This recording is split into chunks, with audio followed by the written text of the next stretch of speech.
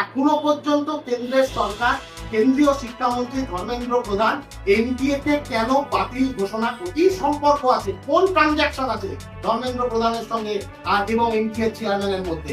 আমরা দেখলাম গতকাল সিএসআইআর নেট, সেই সিএসআইআর নেটও বাতিল ঘোষণা। এমন একটা পরিবেশ পরিস্থিতি তৈরি হচ্ছে, সরকারের কাজ যেখানে দুর্নীতিকে আটকানো, দুর্নীতিকে রুখে দেওয়া, আমরা দেখতে পাচ্ছি দুর্নীতি করবার জন্য সমস্ত পূর্ব শর্ত তৈরি করে দিচ্ছে। আমাদের রাজ্যের বুকে আমরা দেখেছি এসএসসি স্ক্যাম, আমাদের রাজ্যের বুকে আমরা দেখেছি মাদ্রাসা সার্ভিস কমিশনকে কেন্দ্র করে যে শিক্ষক নিয়োগের স্ক্যাম হয়েছিল সেই স্ক্যাম।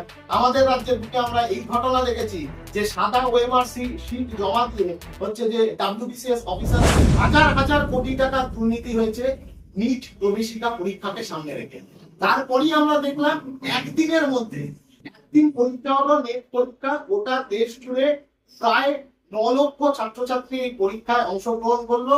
একদিনের মাথায় 24 ঘন্টার মধ্যে এই পরীক্ষাকে বাতিল ঘোষণা করে দিল এনটিএ, পরীক্ষাকে বাতিল ঘোষণা করে দিল কেন্দ্রীয় মন্ত্রক, শিক্ষা মন্ত্রক। আমরা জানতে চাইছি যে এনটিএ যে সংস্থা গত 7 বছর ধরে একটার পর একটা পরীক্ষার ক্ষেত্রে এই ধরনের সমস্যা তৈরি করেছে, এই ধরনের অব্যবস্থা তৈরি করেছে, এখনো পর্যন্ত কেন্দ্রের সরকার, কেন্দ্রীয় শিক্ষামন্ত্রী ধর্মেন্দ্র প্রধান এনটিএ কে কেন বাতিল ঘোষণা করছে না? কি সম্পর্ক আছে, কোন ট্রানজাকশন আছে ধর্মেন্দ্র প্রধানের সঙ্গে এবং এনটিএ চেয়ারম্যানের মধ্যে? আমরা দেখলাম গতকাল সিএসআইআর নেট, সেই সিএসআইআর নেটও বাতিল ঘোষণা করে দিয়েছে। এমন একটা পরিবেশ পরিস্থিতি তৈরি হচ্ছে, সরকারের কাজ যেখানে দুর্নীতিকে আটকানো, দুর্নীতিকে রুখে দেওয়া, আমরা দেখতে পাচ্ছি দুর্নীতি করবার জন্য সমস্ত পূর্ব শর্ত তৈরি করে দিচ্ছে সরকার নিজে। আমাদের রাজ্যের বুকে আমরা দেখেছি টেটের ঘটনা, আমাদের রাজ্যের বুকে আমরা দেখেছি এসএসসি স্ক্যাম, আমাদের রাজ্যের বুকে আমরা দেখেছি মাদ্রাসা সার্ভিস কমিশনকে কেন্দ্র করে যে শিক্ষক নিয়োগের স্ক্যাম হয়েছিল সেই স্ক্যাম। আমাদের রাজ্যের বুকে আমরা এই ঘটনা দেখেছি যে সাদা ওএমআর শীট জমা দিয়ে হচ্ছে যে ডাব্লিউবিসিএস অফিসার হয়ে গেছে, সাদা ওএমআর শীট জমা দিয়ে নামের বানান ঠিক মতো লিখতে পারে না, সেই দিয়ে পরবর্তীকালে পিএসসির মাথায়, পাবলিক সার্ভিস কমিশনের মাথায় বসেছে। এবারের নেট পরীক্ষাতেও আমরা শুরু থেকেই আশঙ্কা করেছিলাম যে কম্পিউটারাইজ সিস্টেম থেকে এবারের নেট পরীক্ষাটা ওএমআর শীটে ট্রান্সফর্ম করবে।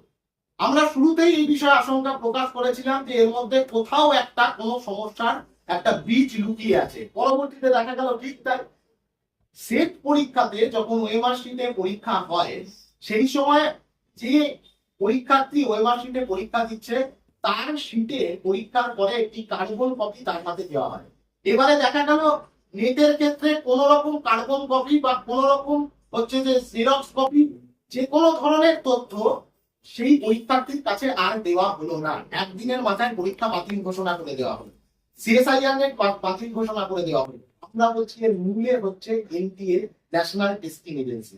ন্যাশনাল টেস্টিং এজেন্সি বিজেপির সরকার, নরেন্দ্র মোদীর সরকার তৈরি করেছিল, যে সময় এনইপির মাধ্যমে যে সময় দাঁড়িয়ে গোটা শিক্ষার ব্যবস্থাটাকে, গোটা দেশের শিক্ষার সেক্টরটাকে কেন্দ্রীভূত করে পিএমওর হাতে কুক্ষিগত করবার বন্দোবস্ত করেছিল।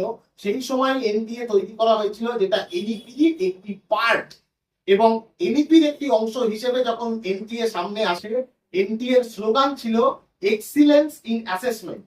এখন বোঝা যাচ্ছে এনটিএ এর উদ্দেশ্য আসলে excellence in corruption. Lakh lakh ছাত্রছাত্রী, প্রায় 34 লক্ষ ছাত্রছাত্রীর ভবিষ্যৎ অনিশ্চয়তার মুখে দাঁড়িয়ে রয়েছে। সিএসআইআর নেটটা যেহেতু বাতিল করে দিল বা পিছিয়ে দেওয়ার বন্দোবস্ত করলো, আরো কয়েক লক্ষ ছাত্রছাত্রীর ভবিষ্যৎ অনিশ্চয়তার মধ্যে চলে গেল। একটা গোটা দেশের বুকে সামাজিক রোগে পরিণত হচ্ছে এই শিক্ষাক্ষেত্রে দুর্নীতিটা, এবং সরকার একে সরাসরি প্রশ্রয় দিচ্ছে, সরকার এই দুর্নীতিকে সরাসরি মদত দিচ্ছে। একবার ভেবে দেখেন আপনারা, এখানে যে সমস্ত সংবাদ মাধ্যমের বন্ধুরা আছেন এবং যাদের কাছে আমাদের কথা পৌঁছে দিচ্ছি, সুকান্ত মজুমদার এই রাজ্য থেকে নির্বাচিত হয়েছেন, নির্বাচিত হয়ে কেন্দ্রের শিক্ষা প্রতিমন্ত্রী হিসেবে কাজ করছেন। একটা কোন স্টেটমেন্ট দিয়েছে নেট বাতিল হওয়ার পরে? কোন স্টেটমেন্ট দিয়েছে সুকান্ত মজুমদার? নিট পরীক্ষায় দুর্নীতির প্রসঙ্গে যখন ওনার কাছে জিজ্ঞেস করা হয়, তখন উনি সাম্প্রদায়িক মন্তব্য করে, বিদ্বেষমূলক মন্তব্য করে বিভাজনের চেষ্টা করছিলেন। আল আমিন মিশনের মতন একটা ঐতিহ্যশালী প্রতিষ্ঠান, যে প্রতিষ্ঠানের মাধ্যমে বছরের পর বছর বহু ছাত্রছাত্রীরা তারা সেখানে থেকে পড়াশোনা করে সমাজের নানান জায়গায় তারা প্রতিষ্ঠিত হয়েছে, সেই আল আমিন মিশনের বিরুদ্ধে উনি একাধিক কুরুচিকর মন্তব্য করেছেন। আমরা প্রেস স্টেটমেন্ট দিয়েছিলাম যে সুকান্ত মজুমদারকে জবাব দিতে হবে, সুকান্ত মজুমদারকে ক্ষমা চাইতে হবে প্রকাশ্যে। যেদিন থেকে বলেছি সেই দিন থেকে উনি পালিয়ে বেড়াচ্ছেন। আজকে দিল্লি, তো কালকে মালদা, তো পরশু বালুরঘাট। ছাত্রছাত্রীদের মুখোমুখি হতে ভয় পাচ্ছেন। আমরা বলছি কেন্দ্রীয় শিক্ষামন্ত্রী ধর্মেন্দ্র প্রধান, কেন্দ্রীয় শিক্ষা প্রতিমন্ত্রী সুকান্ত মজুমদার, এই ধরনের পোস্ট হোল্ড করছে যে মানুষরা, তারা যদি ছাত্রছাত্রীদের থেকে পালাতে শুরু করেন তাহলে কিভাবে গোটা দেশের শিক্ষা ব্যবস্থাটাকে একটা জায়গায় ধরে রাখা যাবে? এবে দেখেন, ধর্মেন্দ্র প্রধান দিল্লি ইউনিভার্সিটি যেতে পারলেন না, যেতে চাইলেন না, কেননা ছাত্রদের বিক্ষোভের মুখে পড়তে হবে। অতএব পালিয়ে বেড়াচ্ছে। কোন ভয়ে পালিয়ে বেড়াচ্ছে? তাহলে কি এই দুর্নীতির সঙ্গে কেন্দ্রীয় শিক্ষামন্ত্রী, কেন্দ্রীয় শিক্ষা প্রতিমন্ত্রী এরা প্রত্যেকে হচ্ছে জড়িত আছে? তাহলে কি এই দুর্নীতিকে এনটিএ কে এখনো পর্যন্ত বাতিল ঘোষণা না করে আসলে এনটিএ কে প্রশ্রয় দেওয়া হচ্ছে, গ্রিন সিগন্যাল দেওয়া হচ্ছে যে আরো দুর্নীতি চালিয়ে যেতে পারো তোমরা? শুধু টাকার অঙ্কটা হয় ইলেকটোরাল বন্ডের মাধ্যমে বা অন্য কোনো মাধ্যমে বিজেপির অ্যাকাউন্টে বা কোনো জায়গাতে তৃণমূলের অ্যাকাউন্টে জয়েন্ট অ্যাকাউন্ট হিসেবে ঢুকিয়ে দেওয়ার বন্দোবস্ত করা হয়েছে। প্রশ্ন লিকের যে সংস্কৃতি তৈরি করেছে গোটা দেশ জুড়ে, শিক্ষাক্ষেত্রে দুর্নীতির যে সংস্কৃতি গোটা দেশ জুড়ে এরা তৈরি করেছে, তার বিরুদ্ধে আমরা 4টি বাম ছাত্র সংগঠন রাস্তায় রয়েছি, রাস্তায় থাকবো, বড় আন্দোলনের দিকে আমরা এগোচ্ছি। গোটা দেশ জুড়ে শিক্ষাক্ষেত্রে বিরুদ্ধে সমস্ত অংশের মানুষকে একজোট হওয়ার আহ্বান আমরা রাখছি। এই সমস্ত দাবি নিয়ে আগামী মঙ্গলবার দিন 25 তারিখ 25শে জুন ভারতের ছাত্র ফেডারেশন সহ 4টি বাম ছাত্র সংগঠন এআইএসএফ, পিএসইউ, এআইএসপি আমরা সকলে মিলে ডাক দিচ্ছি একটি মহামিছিলের। শ্যামবাজার মোড় থেকে এই মহামিছিল শুরু হবে, শেষ হবে কলেজ স্ট্রিটে এসে।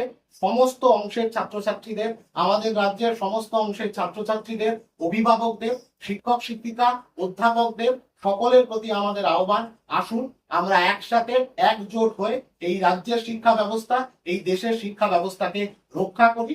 না হলে আমাদের সামনে একটা ভয়ঙ্কর ভবিষ্যতের দিকে আমরা এগোচ্ছি, যেখানে দাঁড়িয়ে মানুষের মনে আগামী প্রজন্মের প্রতি বিশ্বাসটা হারিয়ে যাবে।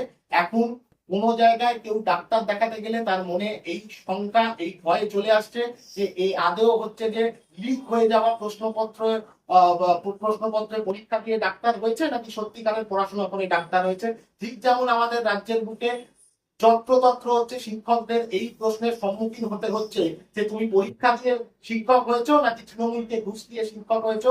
সামগ্রিকভাবে গোটা দেশের প্রতিষ্ঠানগুলোর প্রতি একটা অনাস্থা তৈরি হয়ে যাচ্ছে মানুষের মনে। এর ফলে দুর্নীতিমুক্ত পড়াশোনা, দুর্নীতিমুক্ত শিক্ষা ব্যবস্থার দিকে এগোনোর জন্য এই দাবিকে সামনে রেখে আগামী মঙ্গলবার 25শে জুন শ্যামবাজার থেকে কলেজ স্ট্রিট পর্যন্ত 4টি বাম ছাত্র সংগঠনের ডাকে এই মহামিছিলে সমস্ত মানুষজনদেরকে সামিল হওয়ার জন্য আমরা আহ্বান জানাচ্ছি। ধন্যবাদ।